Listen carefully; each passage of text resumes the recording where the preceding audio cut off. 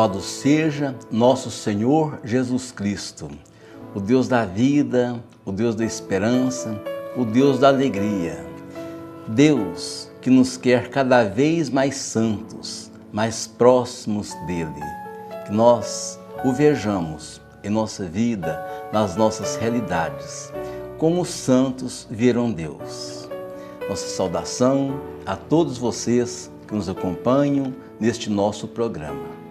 Meus irmãos e minhas irmãs, estamos felizes. A Igreja Católica do mundo inteiro ficou mais rica, ganhou mais 2 santos.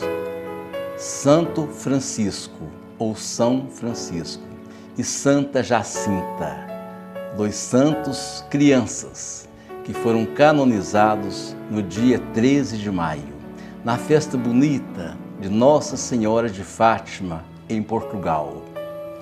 É importante pensarmos na grandeza, no significado desta canonização dos 2 santos ainda crianças.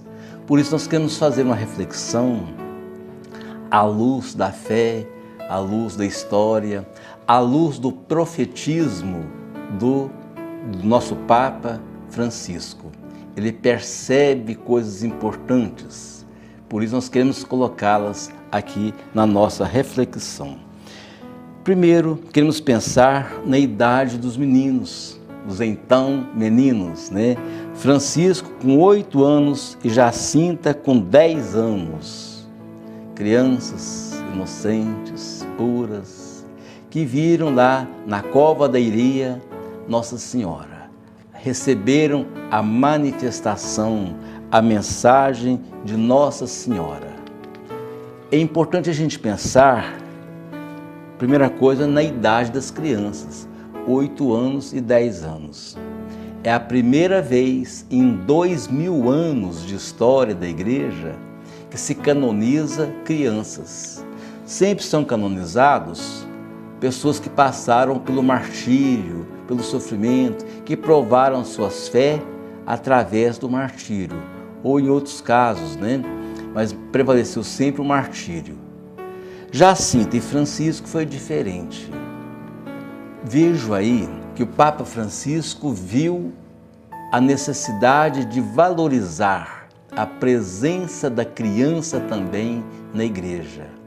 A exemplo de Cristo, que amava, que tinha as crianças, pelas crianças tanto carinho, o Papa Francisco também quis fazer isto, né?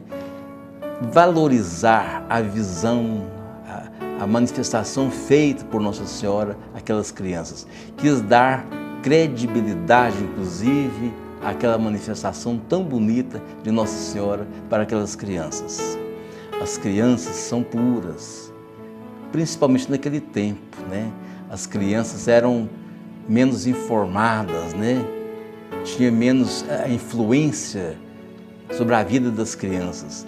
Por isso, com certeza, Jacinta, Francisco e Lúcia tinham muita pureza de coração. Nosso Deus está na pureza também, né? E principalmente. E o tema desse nosso encontro poderia ser a santidade e o milagre, porque eles fizeram um milagre para serem santos, para serem legitimados como santos. Então, o nosso tema é a santidade e os milagres. E para começar, eu quero pensar num pensamento de São Pedro. São Pedro falou assim: sejam santos como o vosso Deus é santo. Primeira carta de São Pedro, capítulo 1, versículo 16. Santidade é vontade de Deus, é que nós sejamos todos santos como Ele é santo. É claro que somos humanos, estamos sujeitos ao mundo, mas o nosso Deus quer que nós sejamos santos. Claro que não canonizados, né? Mas que haja santidade na nossa vida aqui na terra, nos nossos relacionamentos, né? Na família, santidade caminho bonito para estar com Deus, né? E pensando agora também no motivo que levou as crianças a serem santificadas. Aconteceu com um brasileirinho, o Lucas. aqui do Brasil, do sul do Brasil. Uma história muito bonita e que agora, essa história do Lucas, faz parte da história dos santos, né? São Santo Francisco ou São Francisco e Santa Jacinta. Uma história de fé.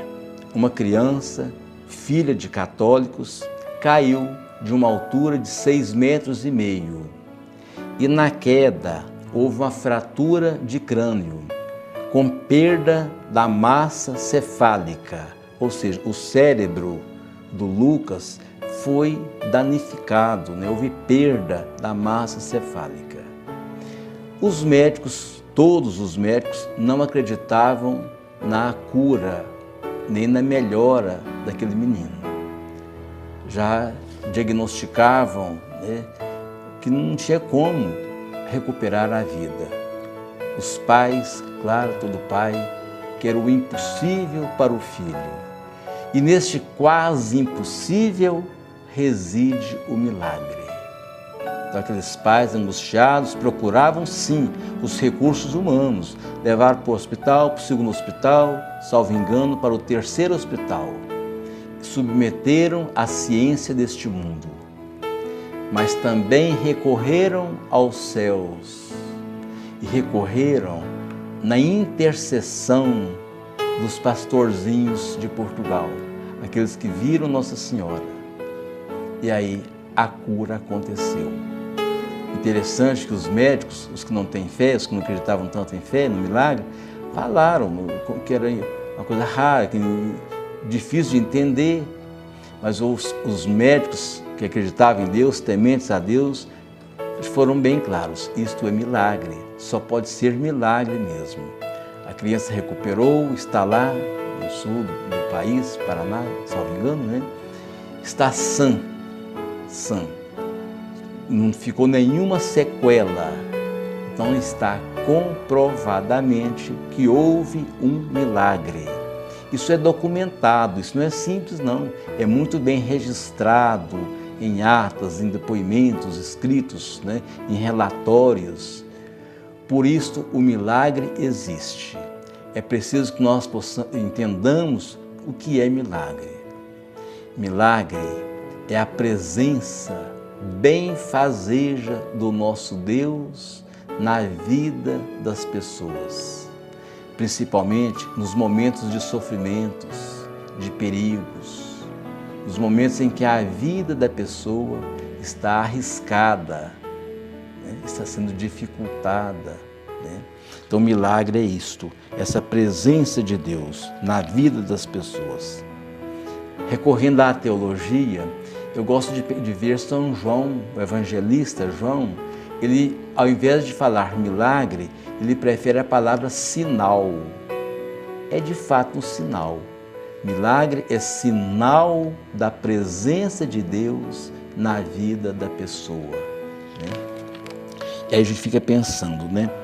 Será que isso é só para alguns? Ou será que é uma coisa tão esporádica, tão difícil de acontecer? Não. A maioria dos milagres acontecem e a pessoa agraciada nem lembra, nem percebe. Quer um exemplo? Num acidente automobilístico. Como que isso acontece? Um carro totalmente danificado, com perca total, e a pessoa que está lá machucou um pouquinho ou nem machucou nada. Houve um milagre. Mas infelizmente as pessoas nem sempre percebem isto. Preferem atribuir a coincidência, a segurança do carro, não percebem o milagre. É sim milagre. Outros, no dia que acontece ou até uns 8 dias depois, acreditam e professam mesmo: ah, foi um milagre, só Deus poderia ter feito aquilo, foi Deus que me salvou, foi Deus que me defendeu.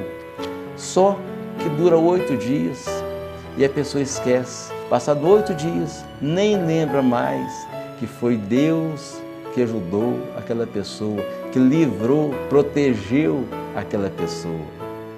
Como que isso é lamentável. Nós precisamos de lembrar de Deus sempre, principalmente nesses momentos, nesses casos. Nós somos agraciados, fomos atendidos por Deus nos nossos momentos mais difíceis, né? Pensando em milagre, outra coisa que precisa a gente falar e conversar é sobre intercessão. Algumas denominações religiosas não acreditam na intercessão de Nossa Senhora a Deus e nem dos santos. Nós acreditamos sim, existe sim a intercessão. Primeiro porque ela acontece, se a gente vê ela acontecendo aí no dia a dia, não é difícil de perceber não. Nem precisamos recorrer a métodos científicos para provar milagre, não. Aliás, Deus não precisa dessas coisas, não. Nós não podemos desafiar Deus, não. Eu quero prova, eu quero isso. Nada. Deus é mais simples do que isto. E Deus é maior do que as provas científicas. Então, o milagre existe. O primeiro grande milagre é de você estar vivo, é de eu estar vivo. Sabe por quê? Num minuto, Deus se manifesta milagrosamente em nós por 80 vezes. Cada batimento do seu coração é prova de que Deus existe. O batimento do coração nasce lá no feixe de ris, no coração, no meio do coração. Todo mundo sabe que o coração bate porque existe uma pequena descargazinha elétrica lá, no feixe de ris. Mas de onde sai essa energia, essa descarga elétrica, ninguém sabe. Só sabe Deus, que faz este milagre por você. Então, o fato de você estar vivo já é um grande milagre. Pode ter certeza disto, né? As intercessões vão acontecendo, né? É preciso entender que, sobretudo, deve prevalecer a vontade de Deus. Quando nós pedimos um milagre a Deus, devemos pensar assim: se for da vontade de Deus. É claro que Deus quer sempre o melhor para nós, para o seu povo, mas Ele sabe mais do que nós. Então Deus sabe o que nos convém, o que é melhor para nós. Também não podemos colocar na conta de Deus as nossas fraquezas, às vezes em que nós provocamos os problemas deste mundo, né? Quando nós desafiamos Deus. Por exemplo, se uma pessoa anda em altíssima velocidade num carro, ele está colocando a sua vida em perigo. Então, nós não podemos provocar os perigos deste mundo, né? E tem tantas situações que isso acontece, né? Mas o milagre, com certeza, existe e é da vontade de Deus. E para entender mais ainda o que é milagre, o que é vontade de Deus e a lógica do milagre, nós queremos pensar, eu quero pensar em Dom Luciano Mendes de Almeida, um dos homens mais santos deste mundo.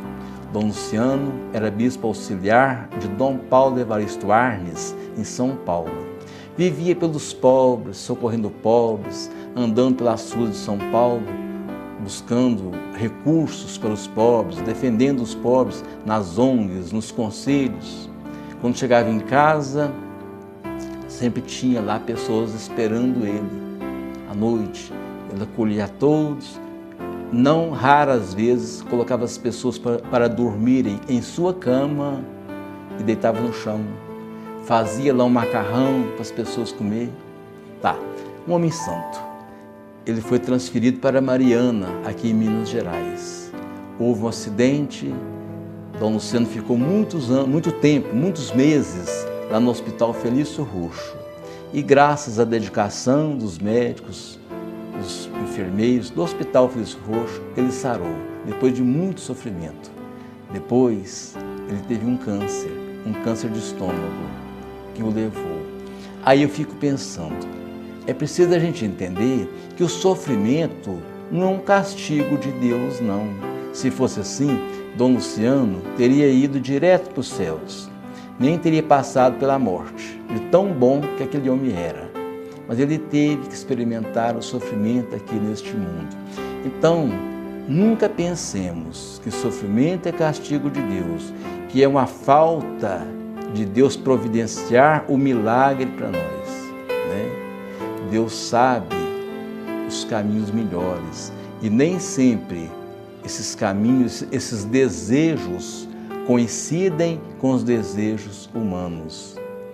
se Dom Luciano sofreu. Justifica, em parte, os sofrimentos dos homens, dos humanos, que nós acreditemos, creamos que deve acontecer a vontade de Deus e que, na sua infinita misericórdia, com certeza, Ele vai fazer os milagres que nós precisamos, na hora certa, do jeito certo. Que São Francisco, que Santa Jacinta, que Dom Luciano Mendes, que também tem um processo de canonização dele em andamento, que eles possam, lá dos céus, nos abençoar e fazer com que aconteça em nossas vidas os milagres necessários para que tenhamos a vida boa, tão desejada por Deus. Como está no Evangelho de João 10:10, eu vim para que todos tenham a vida e tenham a vida em abundância, uma vida feliz. Que o nosso Deus nos abençoe, que estejamos sempre nos seus caminhos, alimentados pela misericórdia, pelos milagres do nosso Deus. Até quarta-feira que vem, se Deus quiser.